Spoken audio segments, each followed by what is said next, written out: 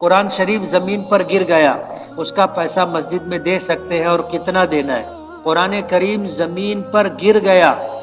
یعنی ہم گرانا نہیں چاہتے تھے، ہاتھ سے چھوٹ گیا یا کسی وجہ سے گر گیا، اوپر رکھا تھا، بلی بھاگی، قرآن شریف گر گیا، تو اس کے بدلے میں ہمیں کچھ دینا ضروری نہیں ہے۔ ہم نے کوئی جان بوجھ کر کے یہ کام نہیں کیا، اگر جان بوجھ کر کے کریں گے تو یہ قرآن پاک کی بے حرمتی ہے، قرآن پاک کی اہانت ہے، آدمی ایمان سے خارج ہو جائے گا۔